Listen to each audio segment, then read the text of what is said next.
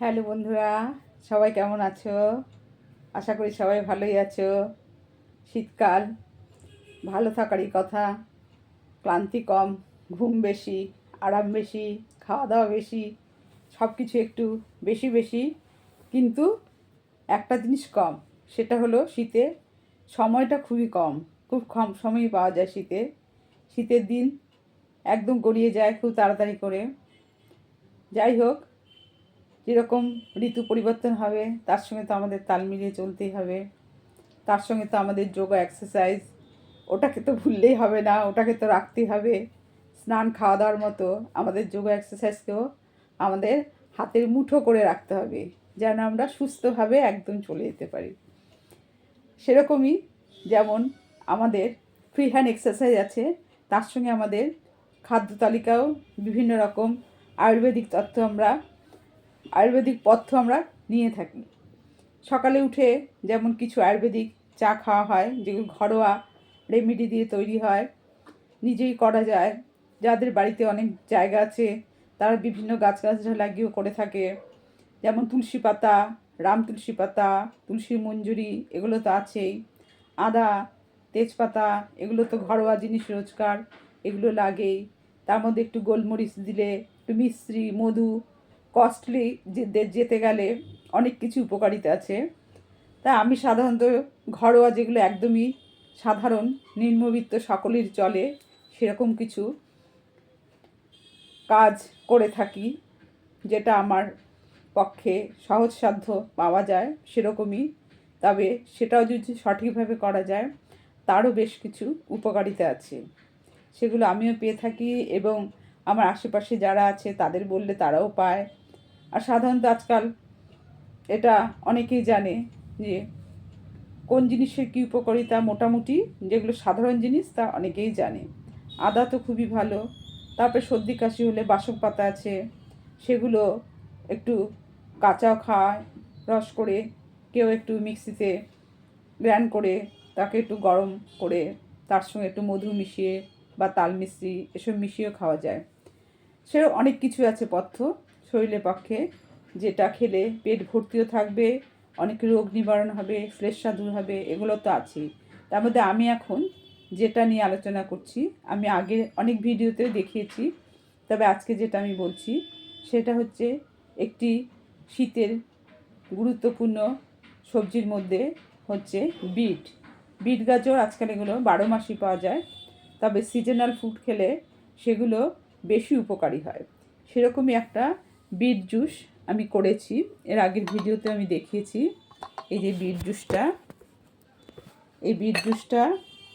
আমি করেছি। এই বিট জুসটার মধ্যে আমি একটু আদা দিয়েছি। বিট জুসটা করার সময় একটু আমি আদা দিয়েছি, এতে একটু আদা দিয়ে তার মধ্যে আমলকিও দেওয়া যায়, একটু আদার আমলকি এসবও দেওয়া যায়। আমি আদা দিয়েছি, পাতিলেবু দিয়েছি, আবার একটু আমি ধনেপাতাও দিয়েছি এর সঙ্গে। এটাকে দিয়ে মিক্সিতে দিয়ে তো করে নিয়েছি, করে নিয়ে ছেঁকে ঠেকে নিয়েছি এই জুসটাকে। ছেঁকে নিয়ে মোটামুটি 1 গ্লাসের কাছাকাছি হয়েছে। তা এই জিনিসটা যদি আমি সপ্তাহে 3 দিনও খেতে পারি তাহলে এর খুবই উপকারিতা আছে। তা আমাদের সাধারণত জানতে হবে শুধু উপকারিতা যে আছে সেটা যেমন অপকারিতাও আছে, কিছু কিছু ক্ষতিকর জিনিসও আছে, সে তারও সতর্কীকরণ চাই। সেই সতর্কীকরণ সম্বন্ধে আমি বলছি। এটা যেমন আমাদের শরীরে ওজন কমায়, হাই প্রেশারের পক্ষে উপকারী, শরীরে বাতজনিত সমস্যার সমাধান করে, এরকম নানা রকম উপকার করে থাকে। স্কিনের জন্য, চুলের জন্য এগুলো খুবই উপকারী। স্কিনে এটা পেস্ট লাগিয়ে রাখতে পারলে বা খেলেও চুলের, স্কিনের অনেক উপকার হয়। উপকার তো অনেকই আছে, তার সঙ্গে কিছু অপকারও আছে, সেটার দিকেও আমাদের সতর্কীকরণ থাকতে হবে। সেই অপকারিতার মধ্যে হলো যে যাদের একদম লো প্রেশার, যাদের প্রেশার লো আছে তারা এই বিট জুস থেকে বিরত থাকবেন। এটা যেহেতু হাই প্রেশারকে কম করে, যাদের প্রেশার লো তাদের এটা একদমই খাওয়া চলবে না। যদি রান্না করে খাওয়া যায়, কাঁচার উপকারিতা বেশি, যার জন্য কাঁচা রস করে একদমই খাওয়া চলবে না। রান্না করে খেলে খেতে পারে, মাঝে সাঝে একটু ইচ্ছে হতো করে, বা বাড়ির ফ্যামিলি অন্য লোকও খেতে চায়, সেই হিসাবে রান্না করে খাওয়া যায়। কিন্তু যাদের প্রেশার একদমই লো তারা এটা থেকে নিজেকে অ্যাভয়েড করবেন। আর একটা সতর্কীকরণ হলো, যাদের কিডনির সমস্যা আছে, কিডনিতে যাদের স্টোন আছে, তাদেরও এটা থেকে একদম বিরত থাকতে হবে। কিডনি স্টোনে এটা আরও স্টোনকে বাড়িয়ে দেয়। এটা ক্যালসিয়াম যেহেতু বাড়িয়ে দেয়, এটা কিডনি স্টোনটাকেও বাড়িয়ে দেয়, সেহেতু তাদের ক্ষতির সম্ভাবনা অনেক বেশি থাকে। সেই জন্য যাদের কিডনি স্টোন আছে তারাও এই বিট জুস থেকে বিরত থাকবে, এবং যাদের প্রেশার খুবই লো তারাও এই বিট জুস থেকে বিরত থাকবে। তবে মাঝে সাঝে এক এক দিন রান্না করে খাওয়া যেতে পারে যদি ইচ্ছে হয়, বাড়ির ফ্যামিলি অন্য লোক খায়। সবার শরীর তো একরকম নয়, কারোর খেতেও ইচ্ছা করে, স্যালাইডেও অনেকে খায়, স্যালাইড করেও তো এগুলো খায়।